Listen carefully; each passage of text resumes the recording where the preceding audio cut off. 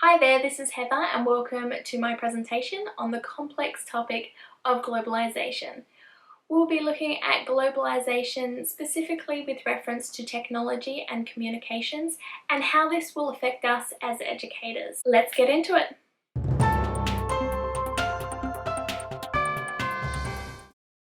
Specifically in today's presentation, we are going to be looking at the definitions of globalisation, technology and communication, rethinking education in a globalised world, with specific focus on the student and the classroom. So, what is globalisation? There is much debate to the exact definition of globalisation and its true effect on the world. Most people would agree that we're in this transitional state, specifically concerning international trade and communication.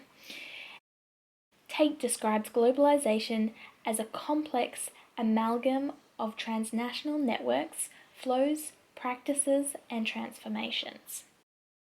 As previously mentioned, one thing most theorists will agree upon is the transitional state when it comes to communication. This increased communication in the world could be contributed to the massive increase in technology over the last couple of decades. Moore's law suggests that the overall process power for computers will double every 2 years. Back in the 70s, computers were the size of large rooms, and today we have more significant computer power in our back pockets. So rather than this linear process of growth of technology, it could be seen as exponential growth. Whether or not people actually agree with Moore's law, people would agree that we have taken significant steps in the area of technology, and it seems to be gaining in momentum. Over the past decade, we've seen this sort of transition from what could have been described as a connected world with trade and communications to this hyper-connected world.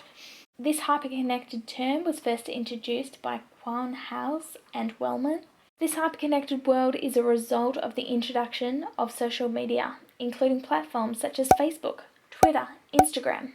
Social media has not only enlarged the size of our social relationships and communication, but has also broadened the means of information acquirement, transformation, and distribution. We can receive live, one-on-one information from anyone in the whole world. The low cost of entry and ease of accessibility of information from anywhere in the world is greater than it has ever been. So we're receiving all this information from all over the world, unlike never before. So this brings us to our first activity. You don't need to post this one on Blackboard. You can just get out a pen and paper to do this. So as you can see on the screen, I've numbered a series of logos, and I want you to write down the name of that brand. I thought it would be just a fun activity to just get us started. Take a few moments to complete this activity and just press pause on the video now.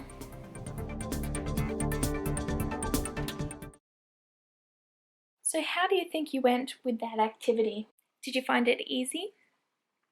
All of those brands were very recognizable to me personally.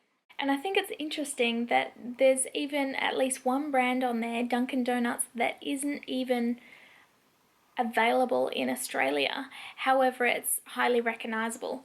And some people would say that this comes down to Westernism or Americanism, whereby the Western or American cultures and these multinational businesses are being pushed around the world. And this sort of comes into play with the narrative. We are becoming more the same. Tate in the textbook and also Gideon's would say that although we do get influenced from these superpowers in the world, we're not necessarily becoming the same. So if you wanted to check the answers to that activity, you have to wait till the end of the video. So what does this globalized world, this increase in technology and communications, how does this affect education? So is the education system here in Australia a globalised one? Are we reacting to what is happening overseas?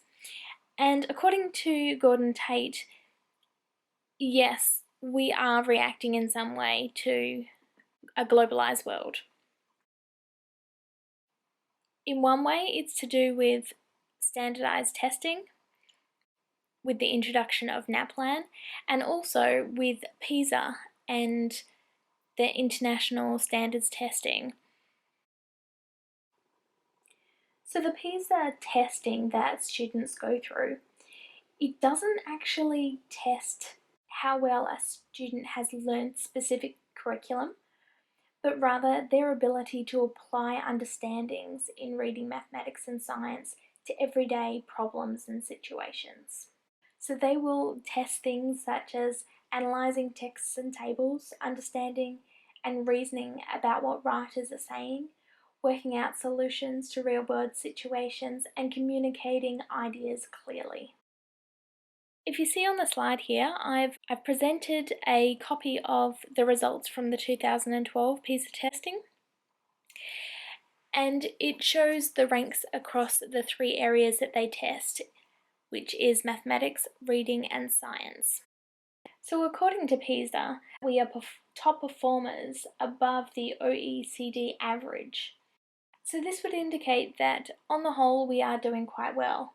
What is concerning, however, is that we seem to be going backwards over time. And obviously this is of great concern to our government as we are trying to raise a generation of students who are able to compete in this ever-connected and globalised world. Additionally, the schooling system here in Australia has been changing. It's part of a broader international neoliberal agenda, with its emphasis on economics, rationalism, deregulation, competition, and individual responsibility. According to Lingard and McGregor, the Australian curriculum is really a disciplined response to curriculum reform, and it's really a discipline-based curriculum. And with the introduction of NAPLAN, the standardised testing across years 3, 5, 7 and 9, there's really been this real disciplinary focus on literacy and numeracy. In the same paper by Lingard and McGregor, they discussed the new basics experiment, which was an experimental curriculum where the focus was the imagined future worker, citizen, and person that schooling ought to produce in this rapidly changing, globalised, digitised world of the present and of the future, and really preparing them for what is to come. So within Australia, we really have been struggling with the question of what counts as far as the knowledge and skills that our students must have to compete in this rapidly globalising world.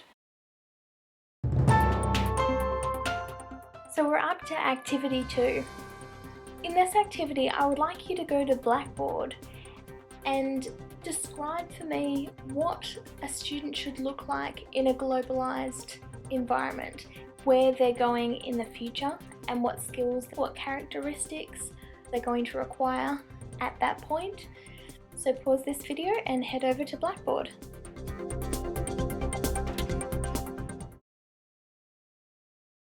So how did you find that activity? If I was to complete that activity, I would be thinking they do need a good standard of literacy and numeracy.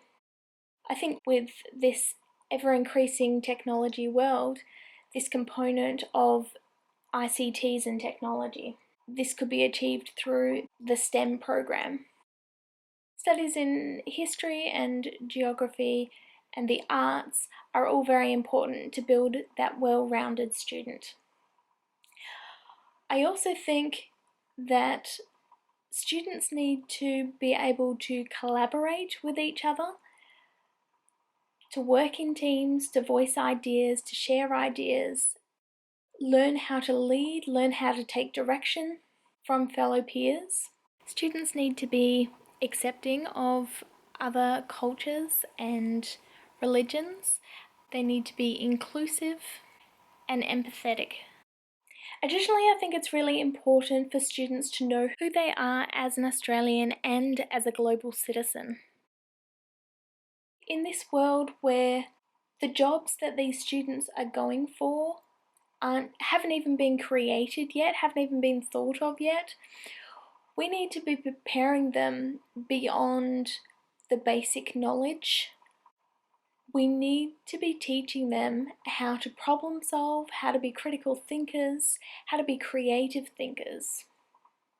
This is something that the Australian curriculum as it stands is trying to implement, but I think in reality this may not be happening to its best capacity at this point in time. So we're about to watch a video now. This video shows two perspectives on how best to teach children to be creative and how technology should be taught in the classroom. This is not meant to be a discussion on alternative schools, but just a way of alternatively thinking about how best to teach these children. So pause the video and click on the link. I'll see you soon.